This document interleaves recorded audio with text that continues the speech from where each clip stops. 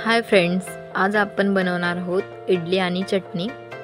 सुरुवातीला चटणी केली, त्यासाठी लागणारे साहित्य: ओलं खोबरं घेतले, हिरव्या मिरच्या, लसूण, जिरे, भाजलेले शेंगदाणे, कोथिंबीर आणि मीठ पण घ्यायचं। मी सांगायचं विसरले इथं।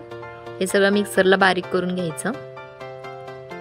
त्यानंतर पातेल्यामध्ये एक पळी तेल गरम छान झालं की त्यामध्ये मोहरी आणि कढीपत्ता याची फोडणी करायची आणि हे सगळं मिश्रण त्यामध्ये ओतायचं। फोडणी थंड झाल्यावर आपली चटणी तयार आहे। आपल्याला पातळ घट्ट जशी पाहिजे तसं पाणी आपण ऍड करायचं। त्यानंतर हे इडलीचं बॅटर आहे। इडली पात्राला तेल लावून सगळं भरून घ्यायचं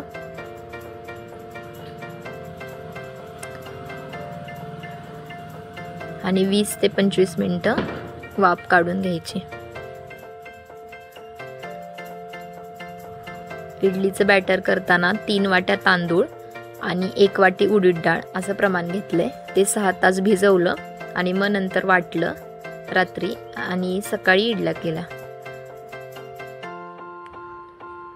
छान स्पॉन्जी झाल्या होत्या इडल्या, बघू शकता तुम्ही। व्हिडिओ जर आवडला तर व्हिडिओला लाईक, शेअर अँड सबस्क्राईब करायला विसरू नका। धन्यवाद। या इडली खायला।